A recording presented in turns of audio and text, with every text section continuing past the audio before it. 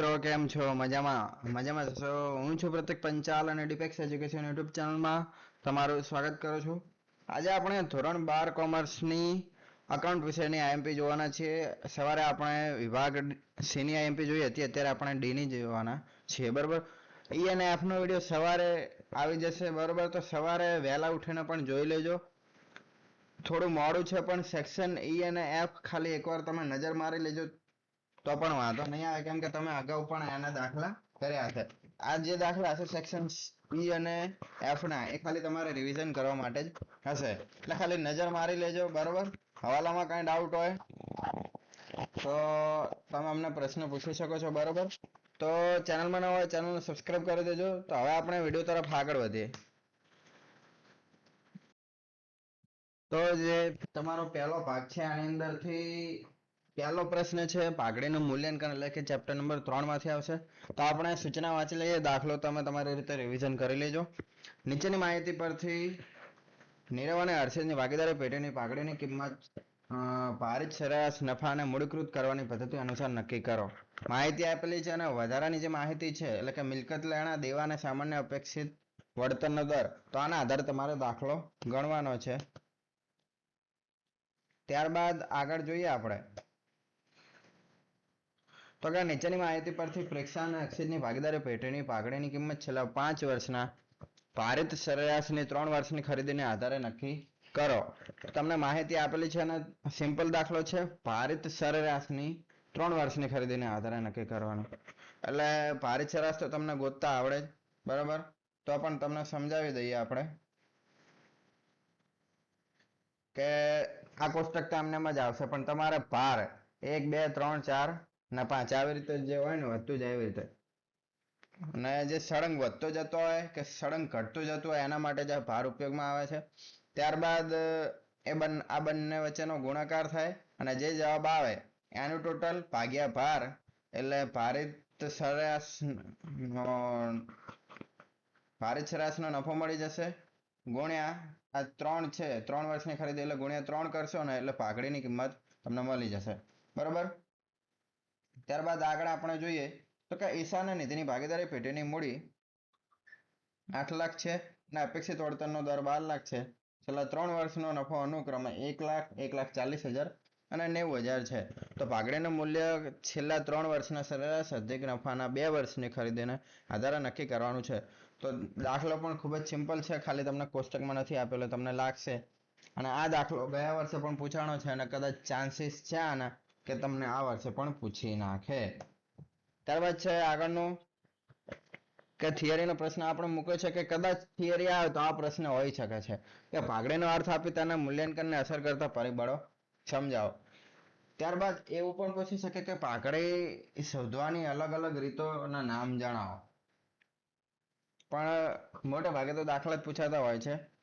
તો એન્ડ પછીનો પ્રશ્ન છે કે 5મો, નીચેની માહિતી પરથી વિરાટ અને અનુષ્કા, મોટા ભાગના વિદ્યાર્થીઓ ફેન હશે જેના વિરાટના, તો વિરાટ અને અનુષ્કાની ભાગીદારી પેઢીની પાઘડીની કિંમત છેલ્લા 5 વર્ષના ભારિત સરેરાશની 2 વર્ષની ખરીદીને આધારે કરો.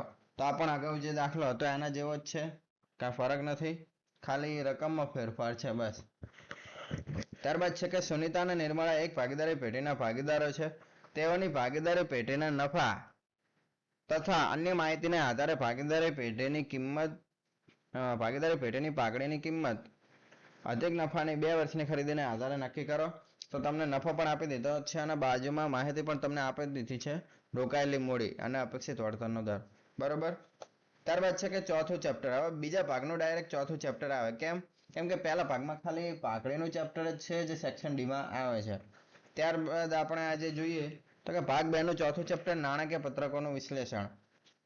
તો આની અંદર છે પહેલો પ્રશ્ન કે પ્રીતિ કંપની લિમિટેડના તારીખ 31/3/2023 અને 31/3/2024 રોજ પૂરા થતા વર્ષના નીચે આપેલ નફા નુકસાનના પત્રકો પરથી તુલનાત્મક નફા નુકસાનનું પત્રક બનાવો. તો આ તમને માહિતી આપી છે, આના આધારે તમારે તુલનાત્મક, બે પ્રકાર છે આપણે, સમાન માપના અને તુલનાત્મક. તો તુલનાત્મકના આધારે આપણે એટલે તુલનાત્મક નફા નુકસાનનું પત્રક તમારે બનાવવાનું છે. ત્યારબાદ બીજો પ્રશ્ન છે આના જેવો કે નીચે આપેલ વિગતોના આધારે તુલનાત્મક નફા નુકસાનનું પત્રક તૈયાર કરો. જોજો વિદ્યાર્થી મિત્રો, આગળનો જે દાખલો છે અને આ રહ્યો, બંનેમાં ઘણો ફરક છે, એટલે ધ્યાનથી તમે જોજો. ના આવડતો હોય તો પ્રેક્ટિસ કરજો, પણ આ કરીને જાજો. કદાચ પૂછાઈ ગયો તો તમને હાર્ડ પડી શકે છે, કેમ કે બંનેમાં ફરક છે. બરોબર. ત્યારબાદ આપણે આગળ જોઈએ તો કે નીચે આપેલ નફા નુકસાનના પત્રકોને આધારે નફા નુકસાનના સમાન માપના પત્રકો તૈયાર કરો. તો આપણે સમાન માપનો પણ એક દાખલો મૂક્યો છે, કદાચ આવી શકે. બરોબર, તો આ પણ જોઈ લેજો. ત્યારબાદ છે કે હિસાબી ગુણોત્તર અને વિશ્લેષણ. મેં તમને કીધું હતું અગાઉ પણ, જો તમે MCQ ને VSQ ને બધું જોયું હોય તો આની અંદર મેં તમને કીધું હતું કે ઘણા બધા સૂત્રો વાળું એક ચેપ્ટર છે, તો આ ચેપ્ટર. તો આની અંદર જોઈએ તો કે પી કંપની લિમિટેડની નીચે આપેલ વિગતોને આધારે દેવાદારનો ઉથલો એટલે કે ચલન દર અને ઉઘરાણી મુદત દિવસોમાં ગણો. જો મુદત અઠવાડિયે કે મહિનામાં ગણીએ તો શું જવાબ આવે? એટલે તમારે અઠવાડિયે મહિના વાળું પણ ગણવાનું છે, અને દિવસ ધારવાનો આવે તો તમારે 360 દિવસ ધારવાના છે, 365 નહીં. ત્યારબાદ છે કે કાચા નફાનો ગુણોત્તર શોધો. તો આ માહિતી પરથી જે નીચે તમને આપેલી છે, વેચાણ શરૂનો સ્ટોક, ખરીદીના ખર્ચા, વેચાણ પરત ખરીદી અને આખર સ્ટોક, આની મદદથી તમારે કાચા નફાનો ગુણોત્તર શોધવાનો છે. ત્યારબાદ છે કે નીચે આપેલ વિગતોના આધારે ચોખ્ખા નફાનો ગુણોત્તર શોધો. તો જે તમને માહિતી આપી છે એ આધારે તમારે ચોખ્ખા નફાનો ગુણોત્તર શોધવાનો. ત્યારબાદ છે કે નીચે આપેલ વિગતોને આધારે ચાલુ ગુણોત્તર અને પ્રવાહી ગુણોત્તર શોધો. તો આ તે જે તમને નીચે માહિતી આપેલી છે એના આધારે તમારે ગણવાનો છે, અને ગયા વર્ષે આ પ્રશ્ન પૂછાયો હતો. ત્યારબાદ છે કે રોકડ પ્રવાહ પત્રક, છેલ્લું ચેપ્ટર છે સેક્શન ડી નું. તો કે આનંદ લિમિટેડને નીચેની વિગતોને આધારે કામગીરીમાંથી ઉદ્ભવતા રોકડ પ્રવાહનું પત્રક તૈયાર કરો. તો આ બધી માહિતી તમને આપેલી છે.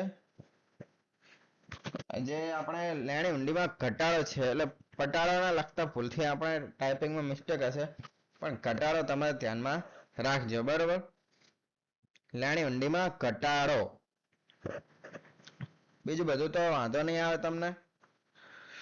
તો આનંદ લિમિટેડની નીચેની વિગતોને આધારે કામગીરીમાંથી ઉદ્ભવતા રોકડ પ્રવાહનું પત્રક તૈયાર કરો. તો કામગીરીમાંથી ઉદ્ભવતું છે તો એની રીતના આધારે તમારે દાખલો ગણવાનો છે. ત્યારબાદ છે કે રાધા કંપની લિમિટેડના નીચેના વ્યવહારોને આધારે નાણાકીય પ્રવૃત્તિઓમાંથી ઉદ્ભવતા રોકડ પ્રવાહની ગણતરી કરો. એટલે આ છે, અને જે બીજી માહિતી છે એ નેક્સ્ટ પેજમાં છે, એટલે કે વધારાની વિગતો. એટલે આ જે માહિતી છે આની મદદથી તમારે નાણાકીય પ્રવૃત્તિઓમાંથી ઉદ્ભવતું રોકડ પ્રવાહ પત્રક છે એની ગણતરી તમારે કરવાની છે. બરોબર, તો સેક્શન ડી ના આઈએમપી પણ અમે તમને આપી દીધા છે. હવે સેક્શન ઈ અને એફ, તો અત્યારે તમે આ કરજો, અને ત્યારબાદ જે તમે જાતે કરતા એ મહેનત પણ કરજો. બરોબર, આપણે સેક્શન ઈ અને એફ નો વિડીયો સવારે આવી જશે. તો જે વિદ્યાર્થી મિત્રો ચેનલને સબસ્ક્રાઇબ ના કરીએ, સબસ્ક્રાઇબ કરી દેજો. તો અહીંયા અમારો આ વિડીયો પૂરો થાય છે. જો તમને અમારો આ વિડીયો પસંદ આવ્યો હોય તો વિડીયોને લાઈક કરો, શેર કરો, અને ડીપેક્સ એજ્યુકેશનને સબસ્ક્રાઇબ કરો. બરોબર, અને આની પીડીએફની લિંક તમને નીચે ડિસ્ક્રિપ્શનમાં મળી રહેશે. ઉપરાંત વોટ્સએપ ગ્રુપમાં તમારે જોડાવું હોય તો તમે જોડાઈ શકો છો, અને ત્યાંથી પણ તમને પીડીએફ મળી રહેશે. અને જો પણ ના મળે તો મને વોટ્સએપમાં પર્સનલી મેસેજ કરજો. બરોબર, તો હું તમને માહિતી આપી દઈશ. અને ખાસ વિદ્યાર્થી મિત્રો કે તમે અમારા આઈએમપી તો જોવો છો, બરોબર, તો અમને પણ થાય કે અમારા વિદ્યાર્થીઓને અમારા આઈએમપી જોઈને અને એમની મહેનતથી કેટલા ગુણ આવ્યા, તો એ અમારે જોવું છે. તો પ્લીઝ તમારો જે સીટ નંબર છે કાં તો કોમેન્ટ કરજો, કાં તો અમને વોટ્સએપમાં જણાવજો. બરોબર, અથવા અમે તમને એક ફોર્મ ફિલ કરાવશું, આપણે ડિસ્ક્રિપ્શનમાં આપશે, તો એ ફોર્મને ફિલ કરી દેજો. બરોબર, તો તમારો ખૂબ ખૂબ આભાર અમારા બધા વિડીયો જોવા માટે. ન જોયા હોય તો એની પણ આપણે પ્લેલિસ્ટ બનાવી દીધી છે, તો પ્લેલિસ્ટ જોઈ લેજો.